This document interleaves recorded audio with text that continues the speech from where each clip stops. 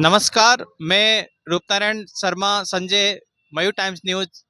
और आज हम आपको लेके आते हैं कोटा की वह महानुभूति जिनका नाम अपने आप में ही बहुत बड़ा है, राम मोहन जी कौशिक साहब, जो आज हमारे बीच हैं। तो क्यों ना हम इन्हीं से चर्चा की जाए। सर नमस्कार। नमस्कार। सर, दर्शकों के सामने सबसे पहले आप अपने व्यक्तित्व के बारे में बताना चाहेंगे कि आपका जन्म और आपकी शिक्षा दीक्षा कहाँ से हुई? श्रीमान, मेरा जन्म कोटा में ही हुआ। मैंने अपनी पढ़ाई भी कोटा में ही पूर्ण की और पॉलिटेक्निक कोटा से मैंने इलेक्ट्रिकल इंजीनियरिंग में डिप्लोमा किया। उसके बाद मैं रेलवे सर्विस में लग गया और रेलवे सर्विस में लगने के बाद मैं रेलवे में काम करने लगा। सन 1980 के बाद मैं रेलवे में अपनी सेवाएं देने लगा। सर, मेरा पहला प्रश्न तो आपसे ये भी है कि रेलवे की सेवाओं के लिए कहा जाता है कि बहुत व्यस्तताएं होती है। उसके बावजूद भी आप साहित्य जो सृजन आपने किया है, उसके पीछे कारण क्या है, रहस्य क्या है उसका? आपका कहना बिल्कुल ठीक है। रेलवे की जो सेवाएं देने का कार्य होता है, जो भी कर्मचारी अधिकारी करते हैं, वो अपने परिवार को से दूर रहकर काफ़ी मेहनत से काम करते हैं और उनके पास समय का अभाव होता है, मेहनत भी बहुत लगती है। तो मैंने अपना कार्य करते हुए रेलवे क्षेत्रीय प्रशिक्षण केंद्र उदयपुर में पढ़ाने का काम अपने हाथ में लिया और वहाँ से जब मैंने हिंदी का लेखन प्रारंभ किया, तो वो हिंदी का लेखन ही मेरे साहित्य कार्य करने का एक उचित माध्यम बना। सर, दर्शकों को इस चीज की भी अभिलाषा है कि क्या आपकी पुस्तकें भी प्रकाशित हुई है? मेरी करीब 9 पुस्तक प्रकाशित हो चुकी हैं। गजब। आखिरी पुस्तक मेरी जीवन रश्मियाँ है।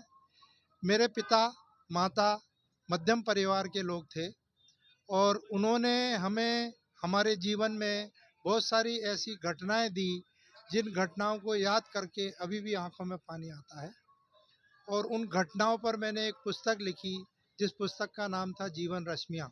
सर, दर्शकों को ये भी एक उत्सुकता है कि वो घटना कौन सी थी जिनको वो देख करके आंखों में पानी आता है। घटना थी, मेरे पिताजी मध्यम वर्गीय परिवार में रहते थे। एक ही कमरे का मकान था और हमने आगे अपने टीन शेड डाल रखा था, 5 बच्चे थे। तो दकनिया तालाब एक स्टेशन हुआ करता है, वहाँ पर वो साइकिल से जाया करते थे और अपनी ड्यूटी करके आते थे। एक दिन चलती हुई ट्रेन से एक तिरपाल गिर गया। उन्होंने तिरपाल को साइकिल के कैरियर में लगाया और घर पर ले आए।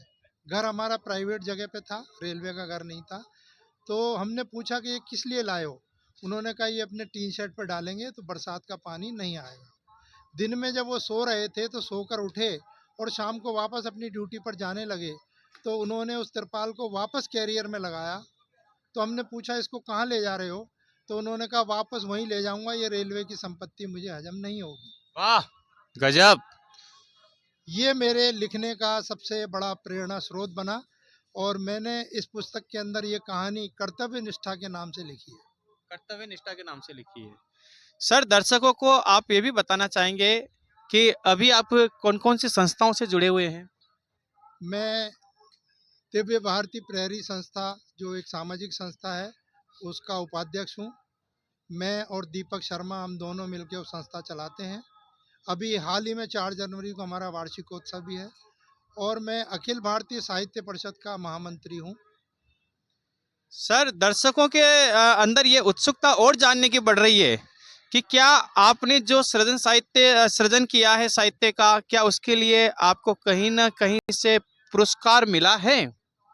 हाँ जी, मैंने जो साहित्य सृजन किया है, वर्ष 2025 मेरे लिए सम्मानों का वर्ष रहा।